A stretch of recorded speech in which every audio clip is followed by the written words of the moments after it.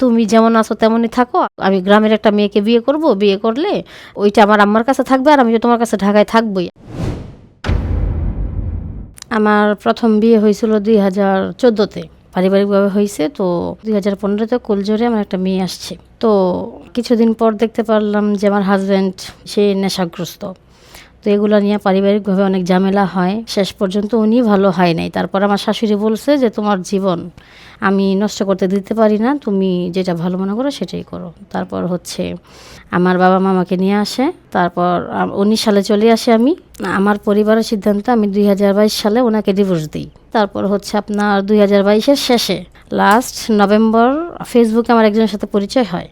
তার সাথে hi hello কথা বলতে বলতে একটা সময় ভালো লাগা, উনি আমাকে প্রপোজ করে। তখন আমি বলছি, দেখো তোমার লাইফটা আমার লাইফের মতো না। আমি বলছি আমার জীবনে যা যা আছে, আমার আগে একটা বিয়ে হয়েছে, আমার মেয়ে আছে। উনি অবিবাহিত ছিল? হ্যাঁ, অবিবাহিত ছিল। ওনাকে বলার পরে উনি বলছে আমার কোনো তাতে সমস্যা নাই। উনি সবকিছু জেনে শুনে আমার লাইফে আসার পরে আমরা 2023-এ বিয়ে করি। আমরা গোপনে বিয়ে করি, তার পরিবার ছিল না। তারই ছিল যে তার পরিবার এখন জানলে হয়তোবা আমাকে মানবে না, আমাদের একটা বেবি টেবি হইলে তখন আমি আমার বাচ্চার জোর দিয়ে আমি আমার সংসার করতে পারবো। আচ্ছা যাক, ভালো কথা। তারপর আমার ফ্যামিলি যখন শুনছে আমি বিয়ে করেই ফেলছি, তখন আমার ফ্যামিলি আবার পারিবারিকভাবে 2024 সালের সেপ্টেম্বরের 2 তারিখ আবার আমার ফ্যামিলি, আমার মা, বোন, আমার বোনের হাজব্যান্ড, আমার মা বাবা সবাই মিলে আমাকে তারা আবার কাজী অফিসে নিয়ে রেজিস্ট্রি করে, কোর্টে রেজিস্ট্রি করায় ওনার সাথেই। মানে আমার ফ্যামিলির কথা তুমি করছো, আমরা তো দেখি নাই, এখন তুমি যেহেতু সংসার করবেই তাহলে আমরা দিচ্ছি। আপনারা সংসার শুরু করে দিয়েছে? হ্যাঁ হ্যাঁ, আলাদা ভাড়া নিয়ে আমরা থাকতে শুরু করি। ও যেহেতু মেসে থাকতো, এই জন্য আমরা আলাদা বাড়ি নিয়ে ভাড়া থাকার পরে সেই ক্ষেত্রে ওনারা জানতে পারে নাই যে আমরা একসাথে আছি। আপনার স্বামীর পরিবার? হ্যাঁ। তারপর এমন চলতেছিলাম ভাইয়া, খুব ভালো মানে আমার এই 4 বছরের সংসার খুব ভালো চলতেছিল। সে এমন একটা পার্সন ছিল ভাইয়া, সে আমার অনেক ভালোবাসতো। সে কখনো বুঝতে দিত না যে আমার লাইফে কিছু ছিল, আমার অতীত আছে, সে আমাকে ভুলাই দিছে। তিনি আমাকে এত ভালোবাসছে ভাইয়া, আমার বলার ভাষা নাই। আমি কখনো একটা টাকার জন্য কারো কাছে আমার হাত পাততে হয় নাই। সে আমাকে এমনভাবে রাখছে, কখনো আমার মা বাবার কাছে আমাকে পাঠায় নাই। খুব সুন্দর চলতেছিল। সে এমন একটা পার্সন ছিল, আমাকে ভালো রাখার জন্য সব রকম পরিশ্রম করছে। ইভেন আমার যেহেতু আগে বিয়ে হয়েছে, সবাই তো আমাকে ভালোবাসে না, আবার সবাই আমাকে ঘৃণাও করে না। এখন এমনও কিছু পার্সন আছে ভাইয়া, ওনাকে বলছে যে তুমি এই মেয়ের জন্য এত কষ্ট করতেছো, এই মেয়ে তো এমন এমন অনেক কিছু বলছে। তখনও ভাইয়া সে আমাকে ছেড়ে যায়নি। তারপর হঠাৎ করে সে মানে মুখ ভার করে থাকে, করে থাকে। পরে আমি একদিন জিজ্ঞেস করলাম, কি হয়েছে তোমার? তোমার তো এমন হওয়ার কথা না, তুমি এমন করতেছো কিসের জন্য? পরে বলতেছে যে আম্মু আমাকে বিয়ের জন্য প্রেশার দিচ্ছে। আচ্ছা, বিয়ের জন্য প্রেশার দিচ্ছে, তুমি কিছু বলবো না? তুমি না বলছো যে তোমার সময় মতো তুমি বলবা, তো এখন বলে দাও। বলে যে না, তুমি যেমন আছো তেমনই থাকো, আমি গ্রামের একটা মেয়েকে বিয়ে করব, বিয়ে করলে ওইটা আমার আম্মার কাছে থাকবে আর আমি তো তোমার কাছে ঢাকায় থাকবোই, তুমি চাইলেই সব কিছু সম্ভব। আমাকে এই প্রস্তাব দেয়। তারপর এখন ভাইয়া আমার কথা কোনো মেয়ে কি তার হাজবেন্ডের ভাগ কাউকে দিতে চায়? আমিও সেই ক্ষেত্রে না বলেছি যে না, আমি মরে যাব তাও আমি তোমাকে বিয়ে করার মতো দিতে পারবো না। তখন সে বলতেছে ঠিক আছে, যেহেতু তুই আমাকে বিয়ে করার মতো দিবিই না, তাইলে আমার ফ্যামিলি তো তরে মানবো না। ডিরেক্ট এভাবে বলতেছে, তরে মানবো না। ঠিক আছে, আমি আমার আম্মারে বলি যে আমি একটা ভুল করছি, আমি বিয়ে করে ফেলছি।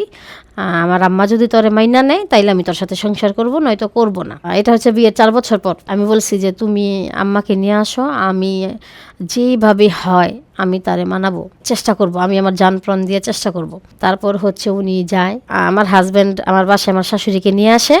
নিয়ে আসার পরে আমার শাশুড়িকে আমি সালাম করি, পরে ওনাকে জড়াই ধরি, উনি আমাকে সরাই দেয়। আমার শাশুড়ি বলতেছে যে কে তুমি? আমি বলছি যে আম্মু আমি আপনার ছেলের বউ। বলতেছে আমি মানি না, তুমি আমার ছেলের সাথে বিয়ে করছো, আমার ছেলের তুমি ধ্বংস করে দিছো। আমার ছেলে তোমার বিয়ে করার পর থেকে আমাদের খোঁজ খবর নেয় না, টাকা পয়সা দেয় না, এই সেই। কিন্তু ভাইয়া কিছুই না। আমার হাজব্যান্ড এমন একটা পার্সন, সে মা ভক্ত, সে তার মা কিছু চাওয়ার আগে দিয়া রাখে। তারপর উনি আমার ঘরের জিনিসপত্র বা আমার ঘরের আসবাবপত্র দেখা বলতেছে এগুলো সব আমার ছেলে করছে না। আমাকে জিজ্ঞেস করছে, তখন আমার তো সংসার করার ইচ্ছা, আমি বলছি যে আপনার ছেলে করছে, কিন্তু না, এগুলা মানে আমার ঘরের ফার্নিচারগুলো আমার বাবা মা দিছে।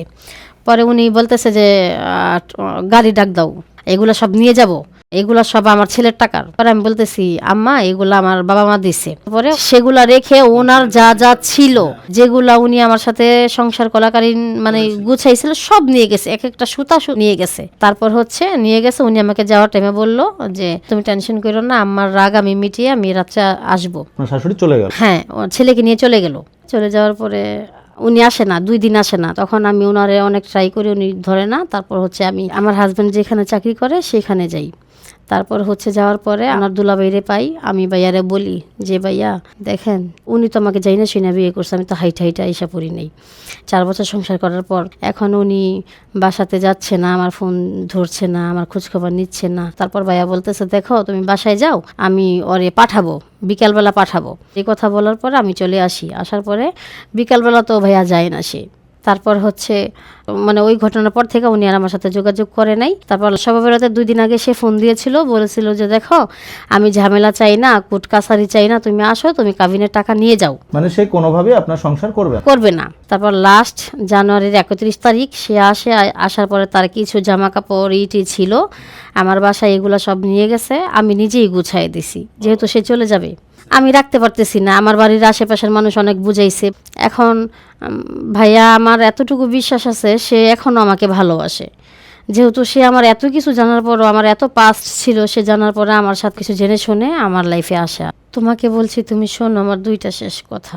তুমি এই 4 বছরের সংসার আমাকে অনেক ভালোবাসছো, তোমার প্রতি আমার কোনো অভিযোগ নেই। তুমি তোমার মাকেও খুব ভালোবাসো। আমি জানি যে তুমি এখনও আমাকে ভালোবাসো। তুমি তোমার মায়ের জন্য আমাকে ছেড়ে চলে যাচ্ছ। আমি এই 2টা জিনিস এই কারণে বলতেছি যে আমি চাই যে আমার সংসারটা ফিরিয়ে দাও, আর আমার সংসারটা বেঁচে থাকুক। আর মা আমি আপনাকে বলছি, আপনি যে নতুন বউ যাকে আপনার বিয়ে করায় নিয়ে আসবেন, সে যে আপনাকে 1 গ্লাস পানি দিবে তার কোনো গ্যারান্টি নেই। মা আমি আপনাকে এই লাখো মানুষের সামনে ওয়াদা করতেছি, আমি যত জীবন বাঁচবো আমি আপনার সেবা করে যাব। মা বিনিময়ে আপনি আমার সংসারটা ভিক্ষা দেন, আমার সংসারটা নিয়েন না মা। বিশ্বাস করেন, আপনার ছেলে শুধু আপনার কারণে আমার সংসারটা ভেঙে দিছে। এছাড়া আপনার ফেরেস্তার মতো ছেলে আমাকে অনেক ভালোবাসে। সংসার ভাঙেন না মা, সংসারটা ভিক্ষা দেন। আপনার সারা জীবন আমি সেবা করব, আমি ওয়াদা করতেছি এই লাখো মানুষের সামনে।